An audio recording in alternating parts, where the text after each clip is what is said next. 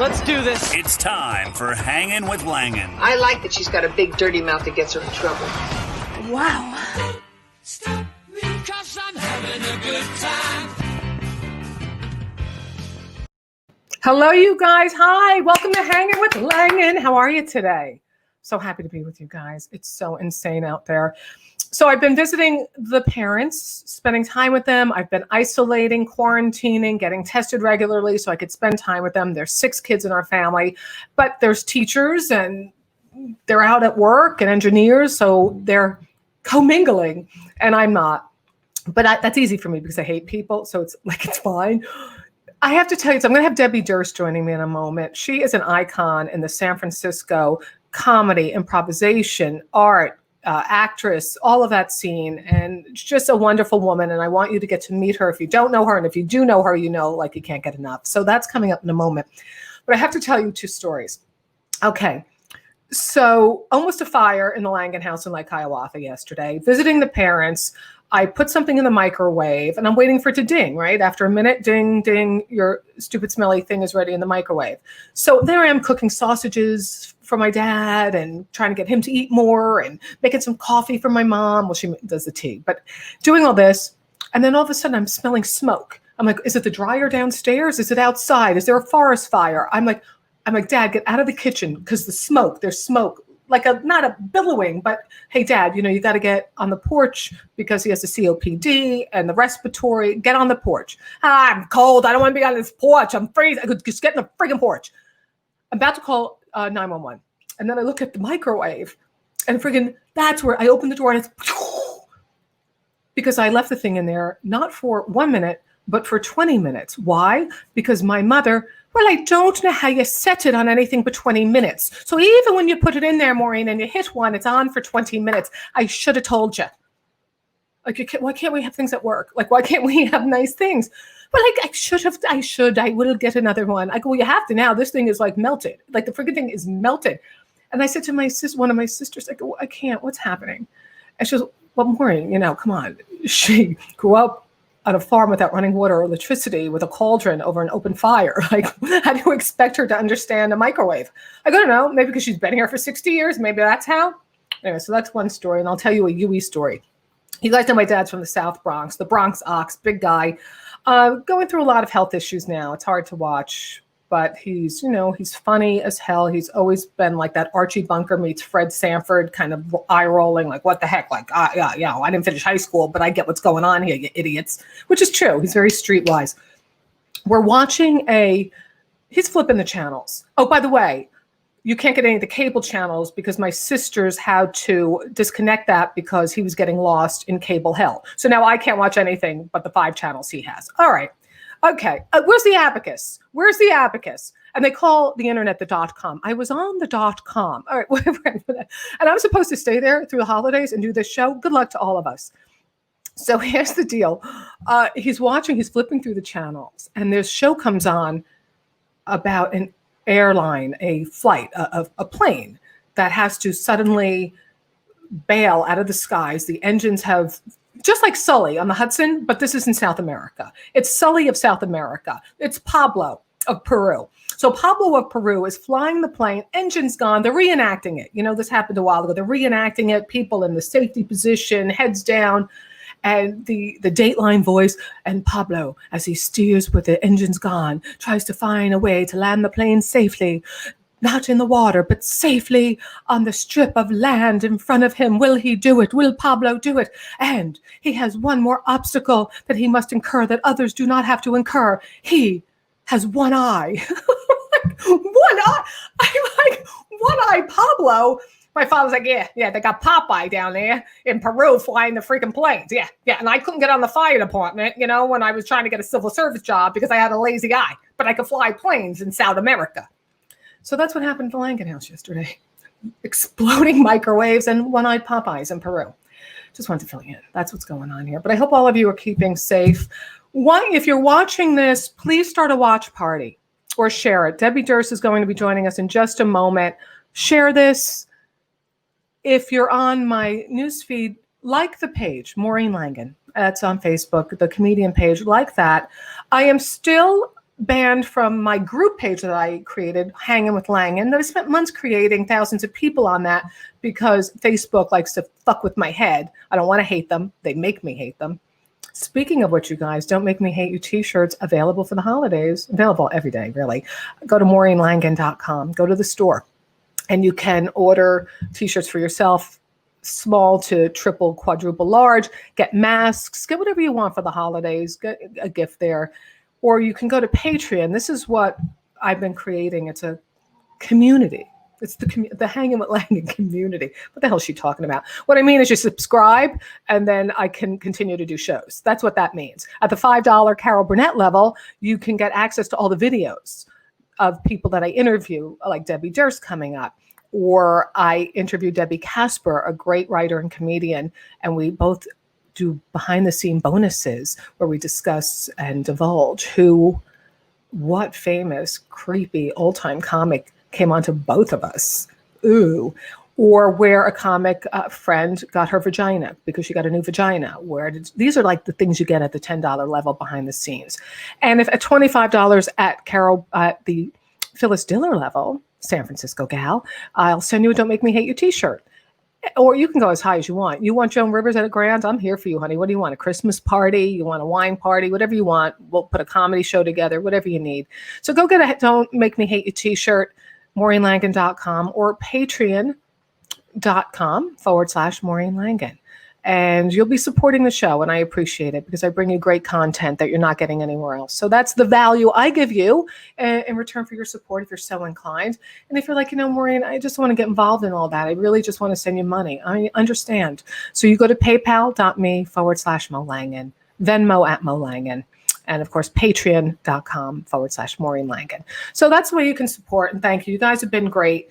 If you're watching this, share, start a watch party. All right. Very good. Valerie Branch, my former producer at KGO, was thinking of the Dursts yesterday. So thank you. Well, let me bring her on. And Valerie, I want you on this show because this gal has up and left the Bay Area and has set up shop in Guanajuato, Mexico, where she has this yoga bed and breakfast. Man, I want your ass on the show because that is a brave, bold move.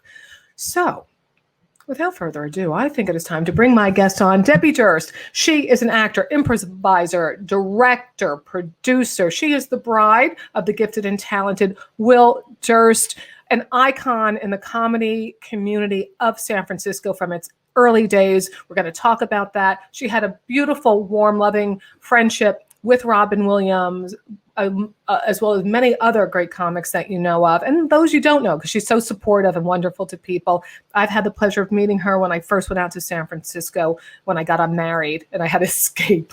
And she's always been so warm and welcoming to me. So ladies and gentlemen, please put your hands together for Debbie Durst. Morning. Morning where you are, right? Thanks for being here, sweetheart. Oh, thanks for asking. It's just so good to see you. It's good to see anybody. I'm telling you. Well, not anybody. There's a couple of people. Well, okay, maybe not anybody, but tell me, how's your hubby Will Durst doing? He's great. He's coming along. He's doing fine. It's slower than watching paint dry. Tell people what happened for those who may not know. All right. Well, for those who may not know, Mr. Will Durst had a stroke last October of 2019. And he's never lost the ability to speak. All his cognitive stuff is there. It's just his left arm and his left leg kind of need to rejoin the band. And we've been working on that with physical therapy. I don't know why they call it occupational therapy because they don't find you a job or anything. Evidently, occupational therapy is the upper body. Physical therapy is the lower body. So we do a combination of OT and PT various days of the week. And there's exercises and a little harness that they put him into that's connected to the ceiling, which can hold your weight. It's adjustable. Sounds kinky. Yeah. But he's learning how to walk again and trying to put weight on that left leg and trying to get that foot to move again. And it's been really, really slow, but it is light years from where he was. There you go. So okay. Will is but you are hopeful. He is making progress. His therapists are very happy because every time we go, there's something new that happens. and the arm is coming back. He can move his hand and his fingers and the wrist, and it's kind of, because when you're lying in bed for, months at a time, you're not doing anything. And your muscles just kind of fall apart. And the shoulder, he had a shoulder drop thing because he wasn't using his arms. So the shoulder muscle so that muscle is really important to get back before you can concentrate on putting weight back in the arm. And well, I know how beloved he is, to, of course, the San Francisco comedy community, but nationally, he's just a force. He's brilliant. He's political. He's challenging. He's a wordsmith. And I've had the pleasure of working with him a number of times, and my respect is enormous for Will. And I know all of us feel that way. What I wanted to ask you, here's a picture of you two young and so cute, Will and Deb, the early years. Oh, my. Wow. Now, what brought you to San Francisco, and how did you meet Will? I am actually a San Francisco native. You are?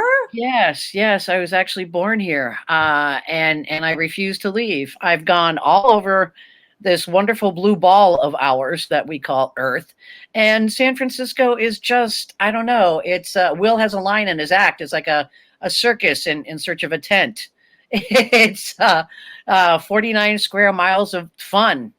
All kinds of people live here, and for some reason we kind of get along. I mean, it's like any big city. You have your problems, but it's kind of, I don't know how to describe it. We were on tour once, and we were in England, and people did not like Americans at the time because it was the time when, we first went to Afghanistan. I don't know, it was like centuries ago or something. Do they like us now? Or yeah, I'm not quite sure. But if you said you were from the United States, they kind of went, "Nyeh," and did not like you. But then we started saying, we're from San Francisco. And they went, wow. That's like saying you live in Disneyland.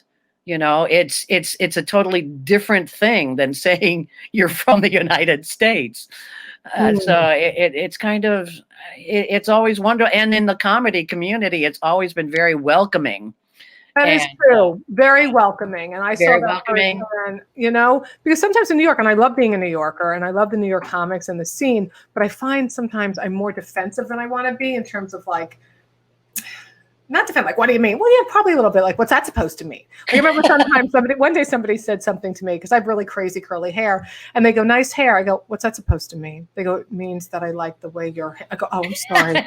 So these people coming at you. So it's a little of that kind of, you don't know who's going to, so you're a little first. But I do love sarcasm of the East Coast, and I do love ripping each other in a loving way. But I have found that the Bay Area comics are very yeah, come on, what do you need? Yeah, sure. Yeah, simply because there's no competition for anything here.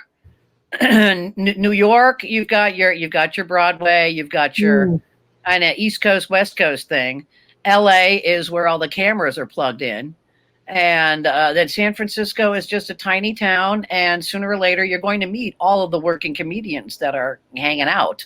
So it's a kind of a welcoming type thing. And back in the day, we weren't in it for money because there was no money to be made. Oh, you mean like now, where there's just a fortune? Well, let's talk about that. I want to go back to the early days. In San Francisco is iconic. It's so known for its early days, the vibe, but a lot of people don't know about it. So I want you to tell people about the early days in the Bay Area. I understand one of the really iconic rooms was something called the Holy City Zoo. That is correct. The Holy City Zoo was a little hole in the wall, and I think the maximum capacity was 79 people. It only sold beer and wine. And it was so tiny that you were literally on stage, almost sitting in people's laps. It was very intimate. And it became the place where all the comedians would go and hang out. And I see names I have an old photo here. Some people might be listening. Well, there's a photo here, and you see Harry Anderson, Robin Williams, and Kevin Pollak. Oh, my God. It looks like a little baby boy. All of them do. You had, and of course you came through with Kevin Meaney. Yes, Kevin. It was so sweet. So, man, I miss him every single day. What a down-to-earth guy he was. I had the pleasure of working with him a number of times, and he was a friar, as I am. man, like he was just so real. He was so much fun. I was actually honored to get to go to his wedding. And Which one? Was it which one? Was it true or what? The one that was real, the one that lasted, not the fake one in Las Vegas. God rest his soul. Who else did you come through with? I know we're going to get to Robin in a moment. In your yeah, there were tons of people when I first started hanging around comedy. Michael Pritchard was already working. Marsha Warfield was already working. The beautiful, wonderful, late, great Jane Dornacher was a force of nature here in San Francisco. And gosh golly, I think Bobby Slayton was working already. Oh, the Pitbull. Bobby was one of the very first comedians to actually do comedy at the Holy City Zoo. Before the zoo did comedy, it was a folk music club. And Bobby did folk music, or was he doing No, comedy? Bobby did not do folk music. The people that were running the zoo at the time said, hey, why don't we do some comedy? And they started one night of comedy, and Bobby was, I believe, one of the very first comedians on that stage. And they found that there was an audience for comedy. This was the mid to late 70s. And they thought, well, let's just do comedy. And they expanded, and folk music was out and comedy was in. And the zoo became kind of a hangout. It was like a club. It was a little clubhouse for all the comedians. If you came to town and you were working at the other cafe or the Punchline or Cobb's or any of the clubs that came later, after you would finish, you would go hang out at the zoo, because that's where all the comedians would go and hang out after their gigs and meet up and maybe go on stage and work on new material just for the heck of it, because there was never a lot of people there, and there was not a lot of jeopardy involved in going up and doing new material, because the zoo had been known as a place where you never know. One night Robin would show up and, he had a new bit he wanted to work out or something. And the zoo was famous for its open mic nights, where you would go and see thousands of hopefuls hit the stage. And if you didn't like it, they were only doing 5 minutes each, and it only cost $5 to get in. So, it was. So what you're saying is there wasn't huge crowds because it was a small place. So you guys, the circus found its tent, so to speak. Yes, so to speak. What I read here is that the Holy City Zoo got its name from a sign that the first owner, Robert Steger, picked up for free at going out of business sale at the local zoo in Holy City, California. Yes, somewhere around Santa Cruz, somewhere down there, Monterey County, something. What was his last name? How did I pronounce his last name? Robert Steger? Is that right? Okay. I think so. Right. I never met the man, so your guess is as good as mine. No, it's but actually, Will and I still have the sign. You have it? Yes, we were the last owners of the Holy City Zoo. It was, 94, 95. We closed it. We actually had it for 2 years, and I guess gave it a death with dignity. The area, the neighborhood was changing dramatically. There wasn't as much walk-by traffic. It was a lot easier to watch comedy on television. Cable TV kind of came in, and there were a lot of clubs that were offering liquor for one thing, and we only had a beer and wine license. So Will and I said, let's do what we can. The zoo was going to close. No, you can't close our clubhouse.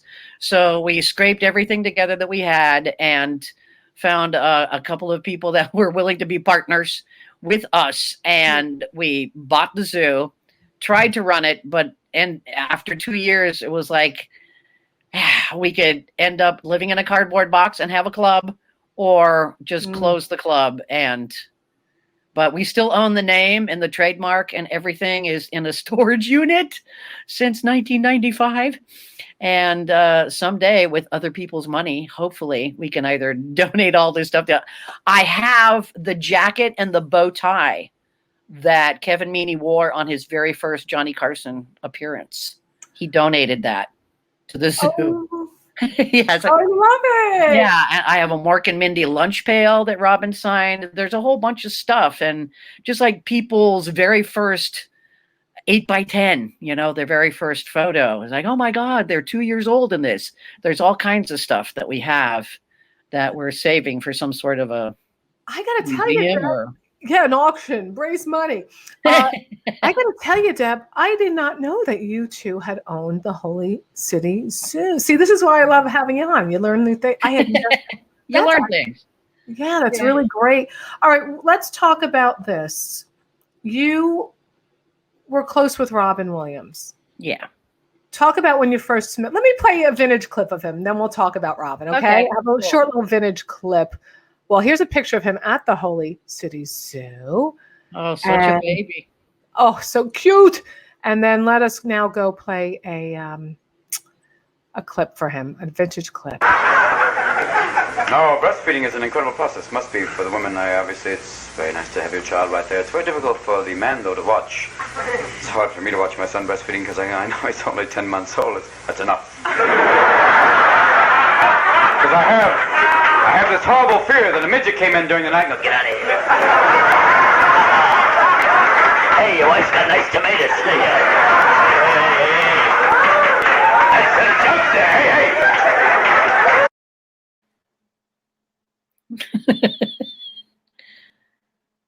I cannot hear you. I said Robin Williams, the early years, talking about nice tomatoes. Yeah. All right, so let's talk about when you first met Robin, because of course he lived in that area. Was he born and raised in that area, or did he settle there? No, he settled here. I guess he was brought here when he was young because he actually went to high school and grade school in Marin. But I think he was born in Michigan, somewhere around Detroit. His dad worked for one of the big car companies. And then when he was still very young, they came out here. And so he was always hanging around San Francisco and everything. Fabulous at improvisation. And I had not really known of Robin Williams. I was with an improv group called Spaghetti Jam. And we were performing in the Spaghetti Factory in North Beach, way back in the mid 70s. And the guy who was the director of Spaghetti Jam at the time said, "Oh my God, I do a little kid's voice." I was doing a little kid's voice. And you so, give us you can do it now if you'd like. We'd love to hear you. Well, sometimes I would come out during a scene and do my kid's voice.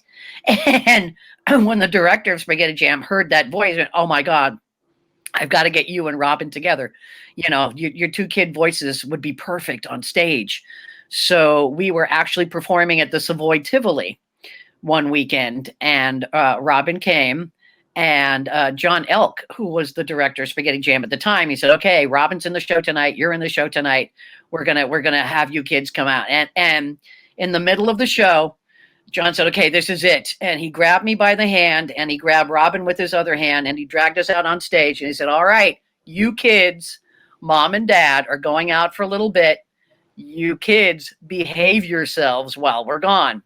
And Robin and I just looked at each other and said, "Okay, we're kids." So he did his little kid voice. I did my little kid voice. And we did this scene that was hysterical. That lasted maybe 20 minutes.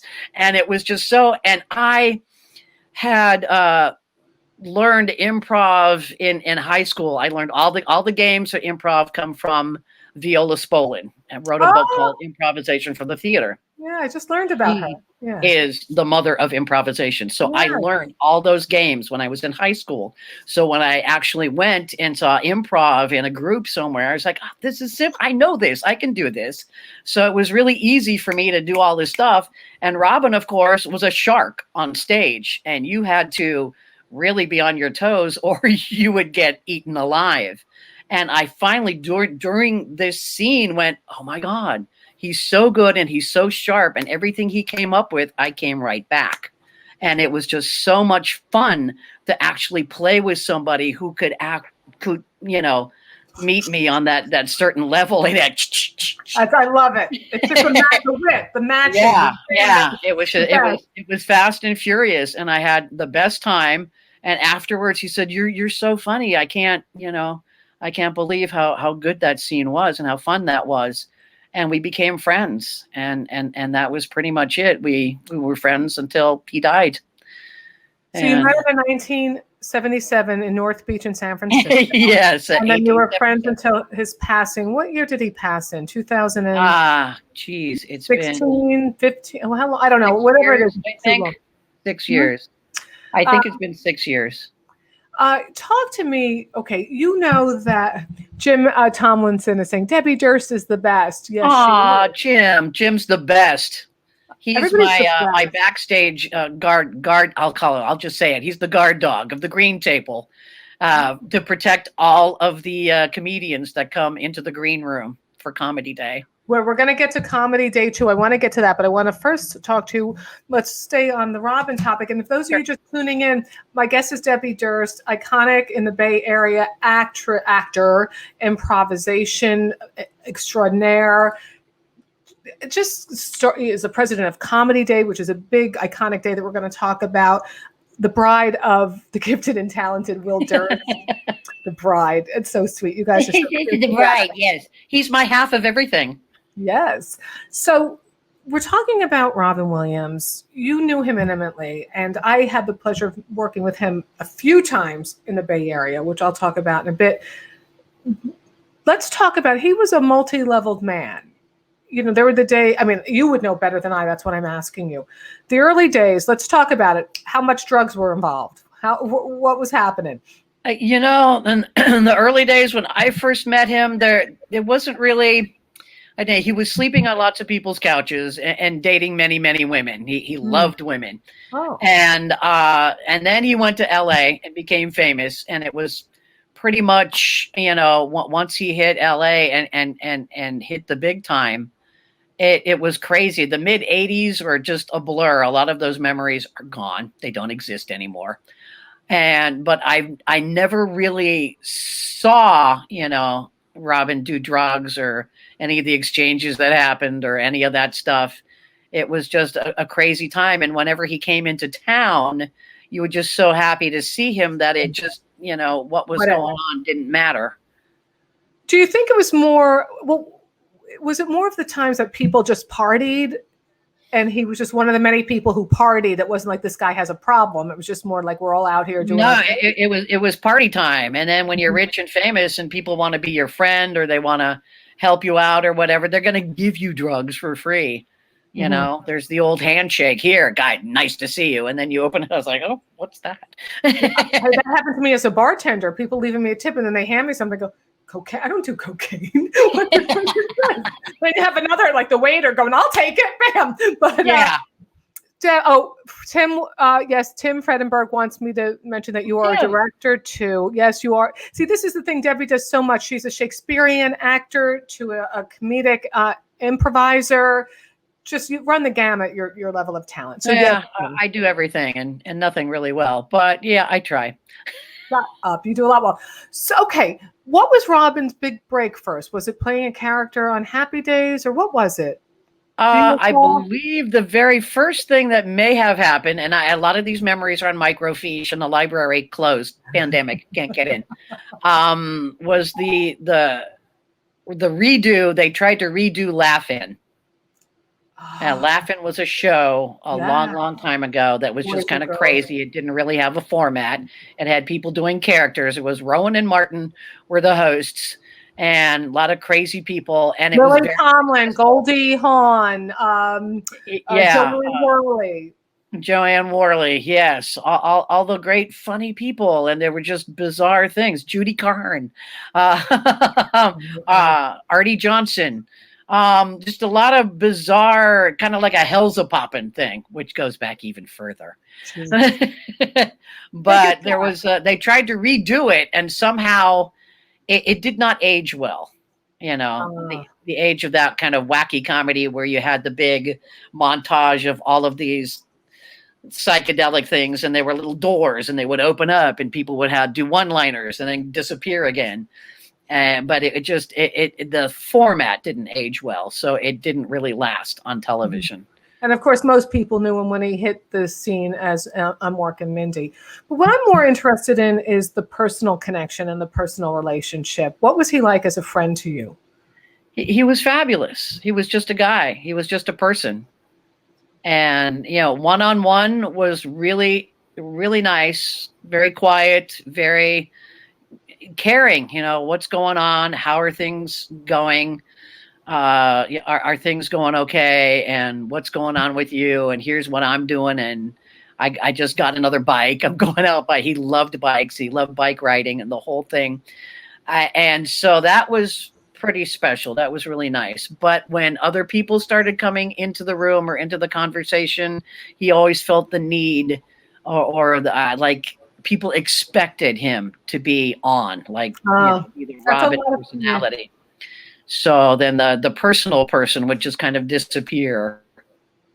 It's and interesting. The outward would show up, which was always hysterically funny, but it was kind of, just kind of sad he just couldn't be himself with everyone. What's interesting is the Throckmorton Theater in Marin, and for those of you who don't know where Marin is, it's the county right over the Golden Gate Bridge, similar to Westchester is to New York City. The Throckmorton is this great theater where Dana Carvey would pop in to work out, where Robin Williams would be there. And you didn't know when they were going to show up, I guess much like the Holy City Zoo back in the day. Right. And I was in the green room a number of times when both of them showed up. In fact, one time they both got up and did improv for about a half an hour on the stage. And next, ladies and gentlemen, Maureen Langan. Like, I have to follow Dana Carvey and Robin Williams. I'm like, I get up there. What are you going to do? We're performers. Right. I go, you think you're disappointed? How the hell do you think I feel? They freaking have careers. I got shit. I'm the daughter of a garbage man. I just got a leg up. No, it's them. It's all about them, isn't it? And then but the crowd is so nice at the Throckmorton that they're like, they they're not going to turn on you. They get it. Yeah. But I remember being in the green room with him, and he did not put it on because he was around all comics. He was, very mild-mannered, respectful, kind, interested in you. I was very touched by it. And I remember going, can I ask you who some of your favorite comics are today?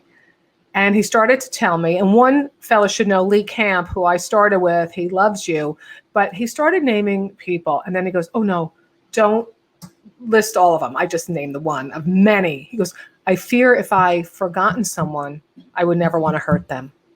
Right. I thought, oh, it's so sweet. And another time I ran into him there. He goes, can I show you my wife's, she teaches art, and there's an exhibit in the theater of her students' artwork. I'd love to show it to you. I'm like, oh, okay. That's so real to me. Yeah, I like that. Very real. And there was a time when he actually was, accused by one of the comedians at the Holy City Zoo, who was a regular, Robin, stealing one of his lines. So Robin, towards, the end of whenever he would show to the zoo, would stay outside. Because he said he didn't want to go inside and listen to anybody in case something seeped into his head. Yeah. And unconsciously he would bring it out later. Well, there are people who have said, but they say that about a lot of the famous comics, that they've borrowed material from elsewhere. And I think when your mind goes as fast as his, you're in the yeah.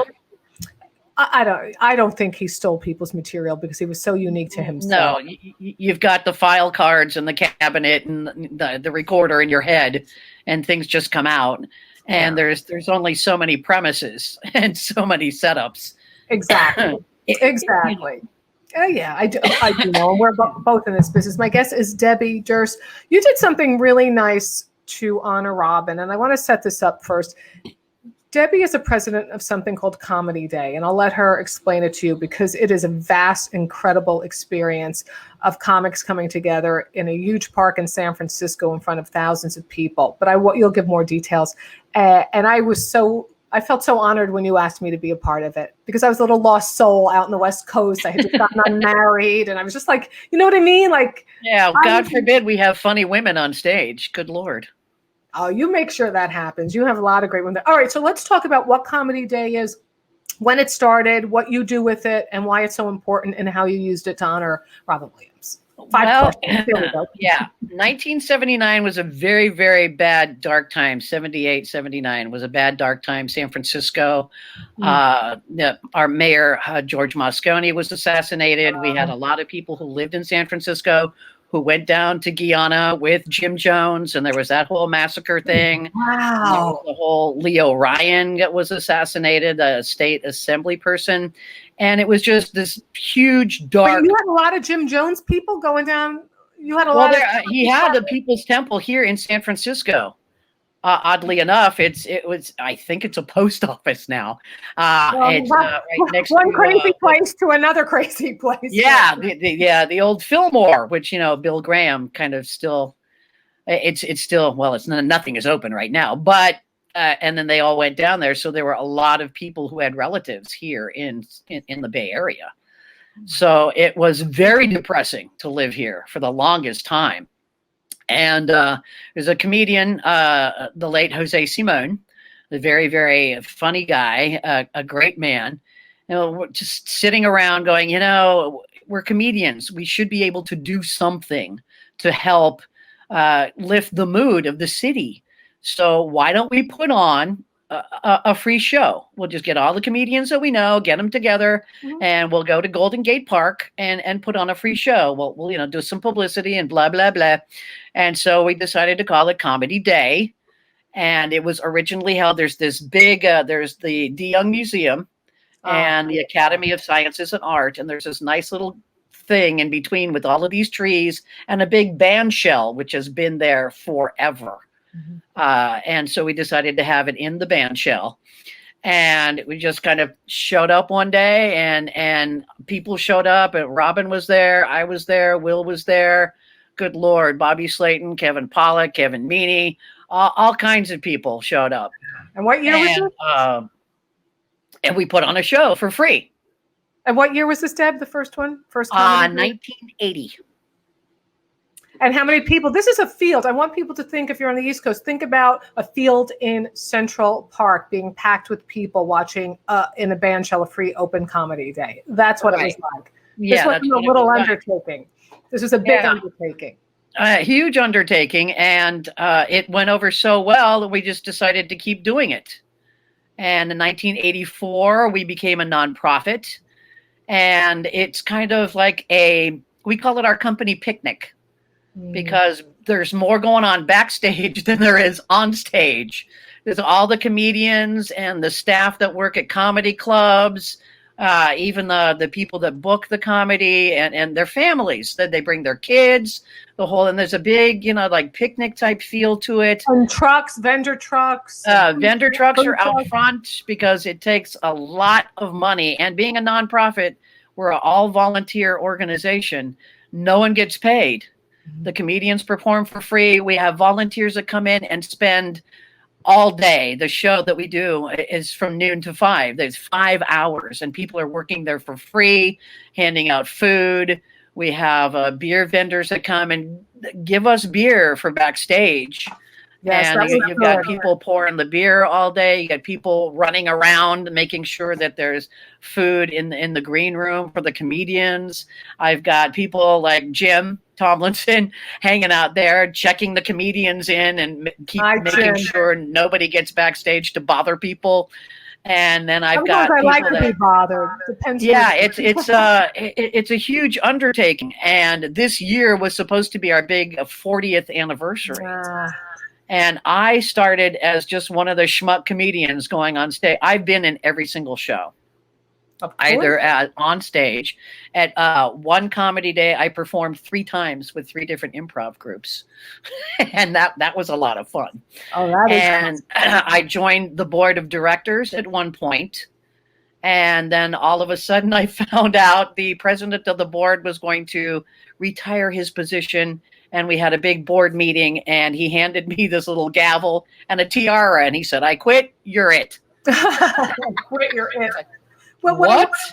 So now I'm the president of the board and the producer, which means I am in charge of getting permits, because it's a whole big thing now from just having an open party where people can come. You actually have to get permission from the Rec and Park Department. You never used to have to do that?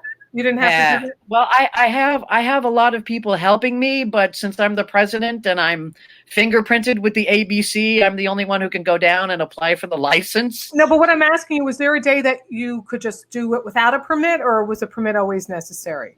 No, I think a permit was always necessary, but there wasn't a whole bunch of things attached to it. Like all the bullshit now. You now need you got EMS, you need, blah, blah, blah. You need this, you need that. The fire marshal has to come and make sure if you've got those tents up that people are hanging out, that they're fireproof tents. We've got to make sure that, they're selling food out front, because that's how we make our money, is our vendors that come to sell to the public out front.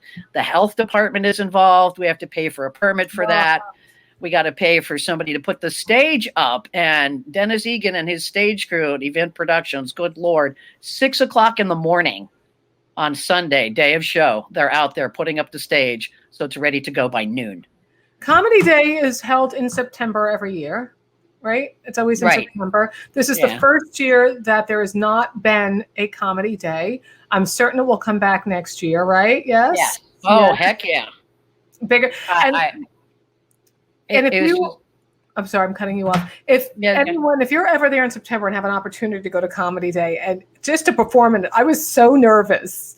I was like, oh, I'm so nervous because, it's a big, huge, how do you play to a field that size? But you do. And they're so appreciative. I was like, all right, this is good. I'm digging this, but it could be daunting. All right. You've done something very nice to honor Robin Williams around Comedy Day. Talk to me about what you're doing, what you've done to honor your buddy. Robin was always a part of Comedy Day. He was in the very first one. And after he became huge and just known worldwide, if he was not working on a film or whatever, he would make sure that he was there at Comedy Day to perform. And of course, he'd be the big closer of the day. Really? And after he died, it was kind of like a big hole. Yeah. Because he died in August and Comedy Day was maybe 6 weeks away. So what do we do? How can we honor him? Well, I had a huge banner made so that we could unfurl it during that show, the year that he died. And then I thought, you know what? There's nothing with his name on it in San Francisco. And since he was such a friend of Comedy Day, why don't we name the meadow where we hold Comedy Day in Golden Gate Park? Why don't we, get it named Robin Williams Meadow? Now, it was known as Sharon Meadow, simply because it was next to the Sharon Arts Building. What did Sharon ever do? William Sharon was a robber baron in the gold rush. He actually lived in Nevada, and he gave Golden Gate Park a ton of money in the 1850s and said, here's some money for the park, just name something after me. So they built the Sharon Arts Building, where you can come in and do art projects. Anybody can come. It's open. And it's really lovely. And it's next to a big carousel and a playground for the children. And there's just this big meadow. And they just always called it Sharon Meadow because of its close proximity to the building. It was never actually legally named Sharon Meadow. So we would not be changing the name. We would be naming it. So I went through this whole thing with many, many meetings with the Rec and Park Department, the head of the Rec and Park Commission, Mr. Mark Buell, who was fabulous, and Phil Ginsburg, who is the head of the Recreation and Parks Department. And we took it to City Hall. The late, great Mayor Ed Lee had some of his people listen to Tom Amiano, who was a comedian. He was also a state assembly person. And he is always in Comedy Day. And he, in his political hat, took me down to City Hall. And we met with people and said, hey, why cannot you name this meadow for Robin? Well, who's going to say no, really? Well, this is what I love about San Francisco. You've got people meet with you. They listen to you. New York, they be like, what the hell is she talking about? Go F yourself, Lang. Like, all right, let's talk about this. I mean, this wouldn't happen in New York. Anyway. Yeah, so I believe it was 2017 or 2018. 2017, the Recreation and Parks Commission actually went down to City Hall, did this whole thing, and the commission said, okay, we're going to call it Robin Williams Meadow. Now, all we need is the big sign that they have. Every sign, every meadow, everything has a huge sign in Golden Gate Park. And I was like, there's no way that Comedy Day can pay for this. So that was part of the visit to City Hall to see the mayors. Like, could you work this into the city budget somehow? It's for the park. It's for Robin. It's for the people who loved Robin. And, as Comedy Day, it would be great for us to have our free party. There's so few free things left in San Francisco. And Comedy Day has been free for anybody to come see. Just so in 2018, we had the big unveiling 2 days before the 2018 Comedy Day of the sign that says Robin Williams Meadow on it. Oh, I got to go see that. I haven't seen that. When I'm back in the Bay Area, I'm going to go see that. Yeah. But I knew you named it. Congratulations. That is really quite an honor. It really is. And much deserved. Much deserved. I really wanted something to honor Robin. And he was such a big part of the comedy community. And that's where we have our company picnic every year. And I figured, what the heck? Let's do this. I do hope Robin Williams Meadow it is. And when the commission passed the Robin Williams Meadow renaming, I came out of the room in City Hall and I Googled, and they had already changed it on Google to Robin Williams Meadow. Like, that must have felt so good to see that, Deb. It was. I felt really, really good. I felt happy that I had accomplished something for Robin in his memory that will be there forever.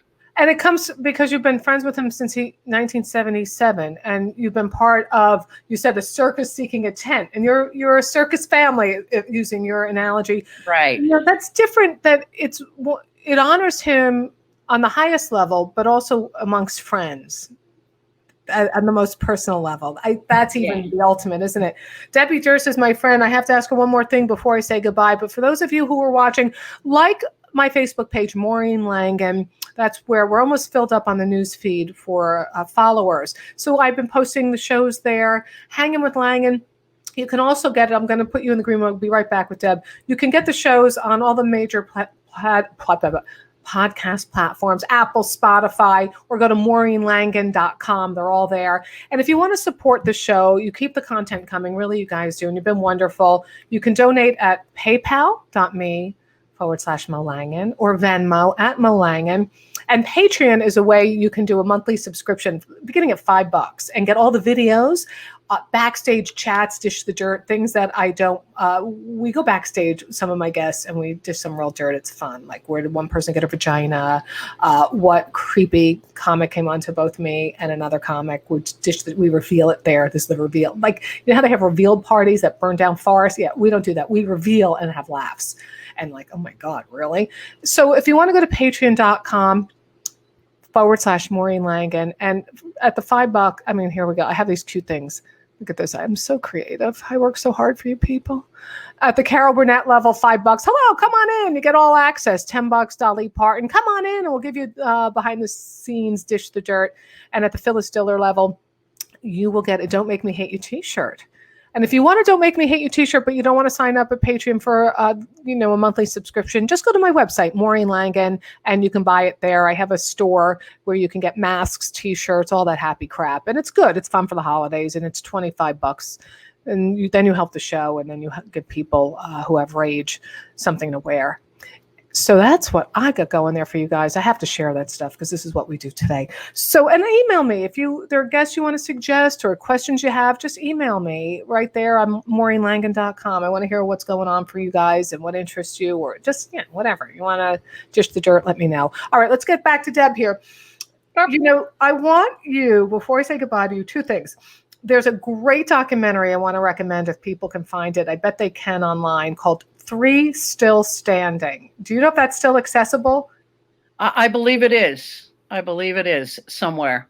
Free Still Standing is a fantastic documentary that follows Will Durst, her beloved, Larry Bubbles Brown, and Johnny Steele, three fantastic comedians from the Bay Area, very well known, didn't make it to that top tier like a Robin Williams or a Dana Carvey, but so respected, and it follows them and it has highlight clips going back to the day. Fantastic. I've seen it several times. Love it.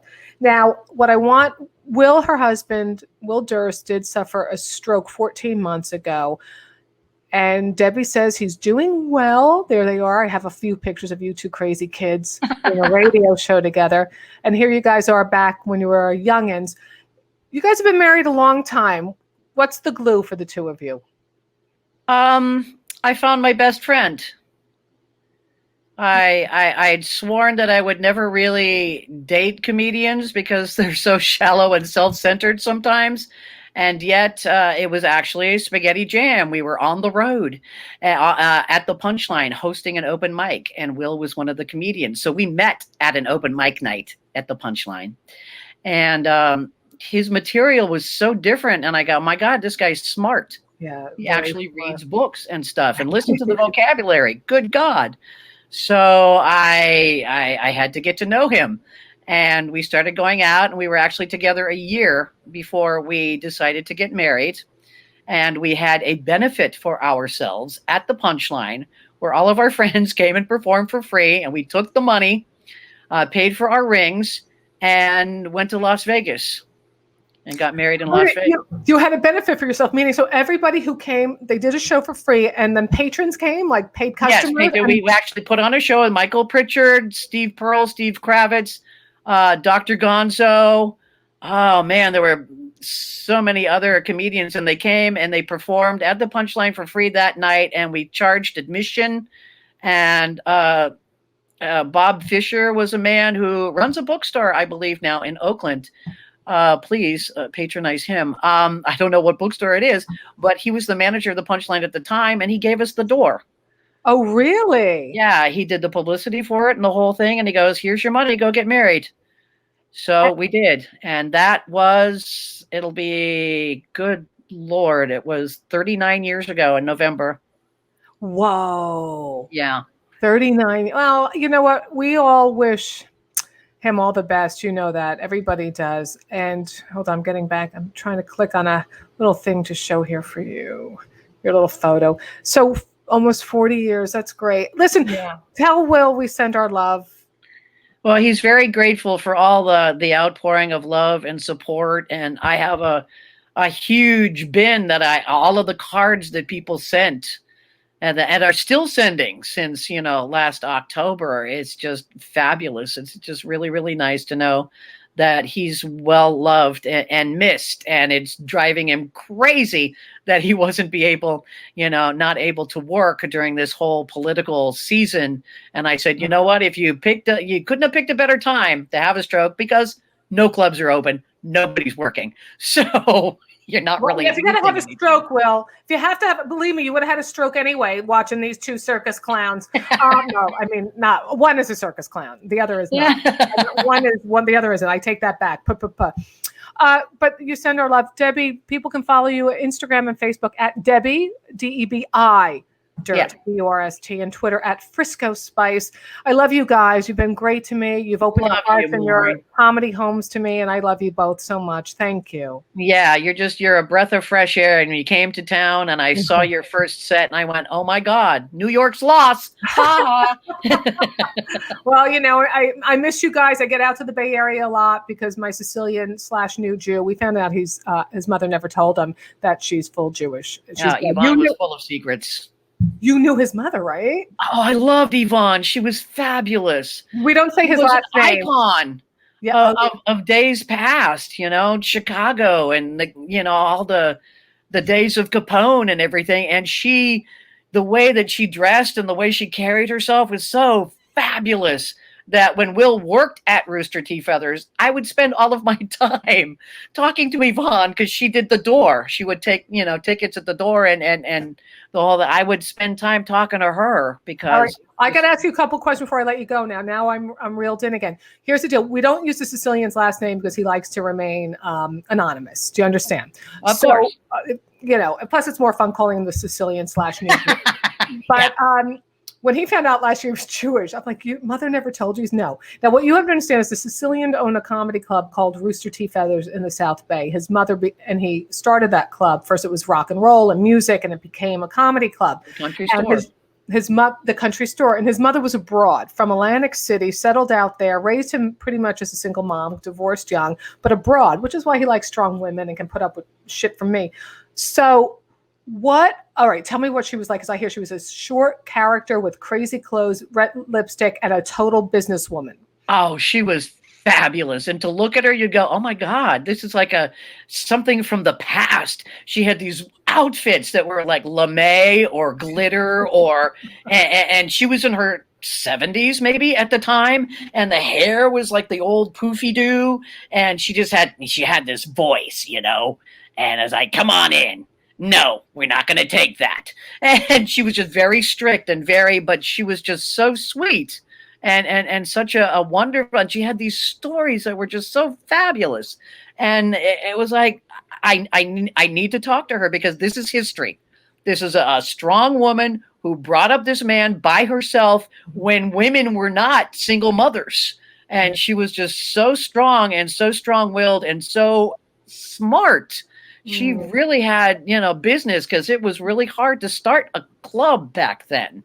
She owned nightclubs and she owned comedy clubs as a single mother. And you know what? I think she did a great job with her son. So he did. He's fabulous. He's such a sweetheart. He really is. He's got this intense Sicilian thing, but his heart is the softest, purest little thing. You have to see the shortest Sicilian guy going up to my 6'1", 6'2" father and hugging him around the waist. It's hysterical. Hey, Deb, thanks for hanging with me today, man. You're the best. I love the hanging with the Langan. I'm going to put you in the green room. I'm going to say goodbye. Much love to Will. Stay there. I'll say goodbye to you off air. You guys, listen, thanks for hanging with Langan. Follow me on the podcast. You can download it on Apple, Spotify. Give it a review on Apple. If you want to support the show, go to MaureenLangan.com. There's ways to support if you're so inclined to do Venmo or PayPal or Patreon. And I will be here on Thursday at 1 o'clock Eastern with, so excited, Ophira Eisenberg. You know her from NPR's Ask Me Another. She just landed a late night talk show with 3 other women on Hulu. So I'm so happy for her because, when you're in this business and you meet really great people and they friggin' land some good shit, you get really happy for them. So she's joining me at 1 o'clock on Thursday. I thought she was going to say, Maureen, I want to, but I'm so busy with my new business and my career just blossoming beyond. And she's like, I'd love to. So you don't want to miss that. You know her from Ask Me Another on NPR, and now you're going to get to know her, another side of her here. So you guys, I look forward to seeing you on, hey, Steve Rogers, we love you. Hi, Rose. Nice to see you guys. So we'll see you here Thursday, 1 o'clock. You can always get the videos on Patreon, and all the audio will be at hangingwithlangan.com and all the Apple, Spotify, all the casts. So until we meet again, I'll see you on Thursday. Bye, wig. Mwah.